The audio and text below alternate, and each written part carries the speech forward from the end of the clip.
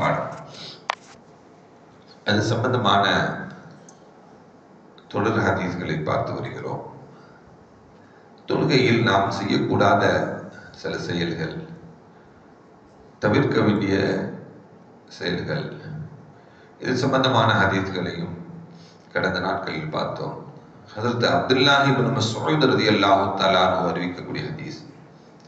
அப்துல்லாஹ் இப்னு மஸ்ஊத் ரலியல்லாஹு தஆலா சொல்றாங்க, நாங்கள் ஆரம்ப காலங்கள் எல்லாம் தொழுகையில் நாங்கள் சலாம் சொல்லிக் கொள்வோம். தொழுகையில் நாங்கள் சலாம் சொன்னால் சலாமுக்கு பதில் சொல்வது, சலாம் சொல்வது, சலாமுக்கு பதில் சொல்லக்கூடியதெல்லாம் நாங்கள். அதே போல தொழுகையில் நாங்கள் உலகம் சம்பந்தமான விஷயங்களையும் பேசிக்கொள்வோம், உரையாடியும் கொள்வோம் என்பதை ஹதரத் அப்துல்லாஹ் இப்னு மஸ்ஊத் ரலியல்லாஹு தஆலா அன்ஹு சொல்லிட்டு சொல்லுவாங்க, குன்னா நுஸல்லிமு அலா நபி ஸல்லல்லாஹு அலைஹி வஸல்லம் பிஸ்ஸலாம். நாங்கள் ஸல்லல்லாஹு அலைஹி வஸல்லத்துக்கும் சலாம் சொல்லியிருக்கிறோம். அவங்களும் என்ன பண்ணியிருக்கிறாங்க, ஃபயருத்து அலைனா, பதில் சொல்லியிருக்கிறாங்க. இந்த சலாம் சொல்வது, தொழுகையில் பேசுவது, ஏற்கனவே சொன்னோம், ஒரு ஹதீஸ் ஒன்று பார்த்தோம். நஜ்ஜாஷியுடைய மன்னருடைய இருக்கக்கூடிய பகுதிக்கு நாங்கள் சென்று விட்டு திரும்பி வரக்கூடிய சமயத்தில் ஸல்லல்லாஹு சலாம் சொன்னா என்ன பண்ணல, பதில் சொல்லல. ஸல்லல்லாஹு அலைஹி வஸல்லம் நாங்க சலாம் சொன்னப்ப திரும்பி வந்து பதில் சொல்லல. ஸல்லல்லாஹு அலைஹி வஸல்லம் அதற்குண்டான காரணங்களையும் சொல்லும் பொழுது, இன்ன ஃபிஸ் ஸலாத் லஷுகுலா, தொழுகை என்பது உலக விஷயங்களை பேசக்கூடியதல்ல, அது தனி நிலைப்பாடு என்பதை ஸல்லல்லாஹு அலைஹி வஸல்லம் சொல்லுவாங்க.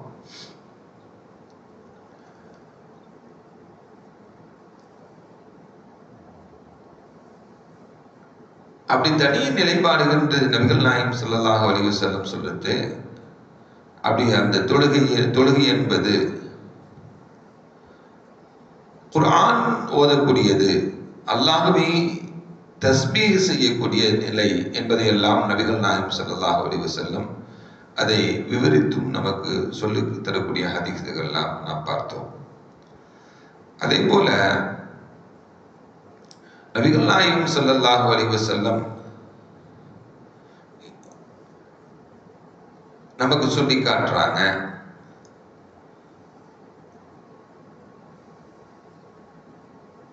சஹல் இப்னு சஅத் ரலியல்லாஹு தஆலா அன்ஹு போன்றவர்கள் எல்லாம் அறிவிக்கக்கூடிய ஹதீஸ்.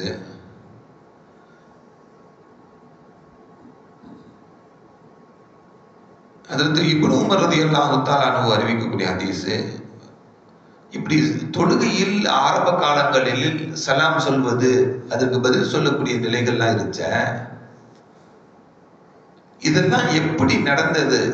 ஸல்லல்லாஹு சலாம் சொன்னா அதுக்கு எப்படி பதில் சொல்லுவாங்க? குல்து லி பிலாலின், பிலால் ரலியல்லாஹு தஆலா என்று நான் கேட்டேன். இப்னு உமர் சொல்றாங்க, கைஃப கான நபி ஸல்லல்லாஹு அலைஹி வஸல்லம் யருத்து அலைஹிம், ஸல்லல்லாஹு அலைஹி வஸல்லம் அவங்களுக்கு சலாம் சொன்னா எப்படி பதில் சொல்லுவாங்க? ஹீன கானு யுஸல்லிமூன அலைஹி வஹுவ ஃபிஸ்ஸலாத். ஹஜ்ரத் பிலால் ரலியல்லாஹு தஆலா சொன்னாங்க, கான யஷீரு பியதிஹி, சும்மா கையினால சைகை செய்து சொல்லுவாங்க. சலாம் சொன்னா என்ன பண்ணுவாங்க, தன்னுடைய கையினால் சைகை செய்து சொல்லுவாங்க என்ப ஒரு ஹதீஸ் நமக்கு. அதே போல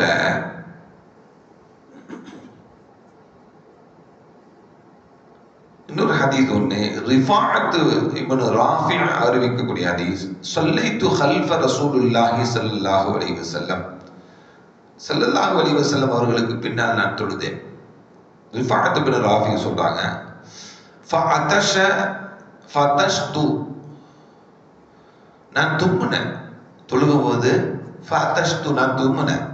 ஃபகுல்து அல்ஹம்துலில்லாஹி ஹம்தன் கதீரன் தய்யிபன் முபாரக்கன் ஃபீ என்று சொன்னேன். அல்லாஹ்வை புகழக்கூடிய வார்த்தையை என்ன பண்ண சொன்னேன். ஃபலம்மா ஸல்லா ரசூலுல்லாஹி ஸல்லல்லாஹு அலைஹி வஸல்லம் இன்சரஃப மனில் முத்தக்கல்லிம், யார் இதை சொன்னதுன்னு கேட்டாங்க. யார் சொன்னதுன்னு கேட்டாங்க. யார் இப்படி அல்ஹம்துலில்லாஹ் என்று சொன்னது? ஃபலம் யதகல்லமன் அஹதுக்கும், யாருமே பதில் சொல்லல ரசூலுல்லாஹ் கேட்டப்ப. ரெண்டாவதும் கேட்கிறாங்க ரசூலுல்லாஹ், அப்பயும் யாரும் பதில் சொல்லல. மூணாவதும் கேட்கிறாங்க, யாரும் பதில் சொல்லல.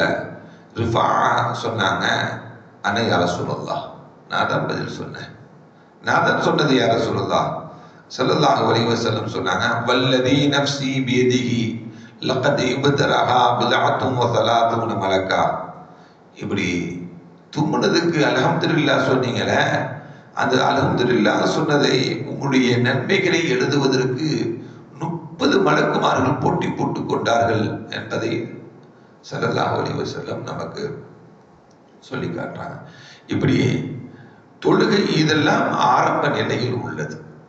இதெல்லாம் எப்படி உள்ளது? இதெல்லாம் ஆரம்ப நிலை. தொழுகையில் தும்பினாலும் கொட்டாயி விட்டாலும் எதை செய்தாலும் என்ன பண்ணக்கூடாது? அதற்குண்டான செயல்பாடுகளில் பதில் ஒன்று இருக்கக்கூடாது என்பதை நாம் நினைவில் வைத்துக் கொள்ள வேண்டும். இந்த ஹதீஸ் திருமதி நஸஈ போன்ற கிதாபுகளில் இடம்பெற்றிருக்கக்கூடியது. இன்னொரு ஹதீஸ் ஒன்று, அத்தஃபாமுபு ஃபிஸ்ஸலாத்தி மினஷ் ஷைத்தான்.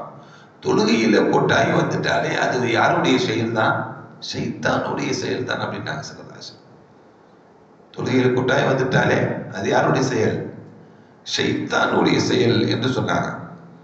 உங்களுக்கு கொட்டாய் வந்துச்சு அப்படின்னா நீங்க என்ன பண்ணுங்க?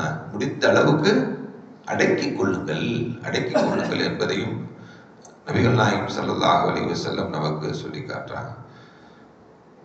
இப்படி நமக்கு சொல்லித் தரக்கூடிய இந்த வழிமுறைகளை எல்லாம் நம்முடைய வாழ்க்கையில், நம்முடைய தொழுகையில் பேணி நம்முடைய தொழுகையை ஸல்லல்லாஹு அலைஹி வஸல்லமுடைய வழிகாட்டுதலின்படி நாம் அமைத்துக் கொள்ள வேண்டும். வல்லோன் அல்லாஹ் நம் அனைவரையும் ஸல்லல்லாஹு அலைஹி வஸல்லம்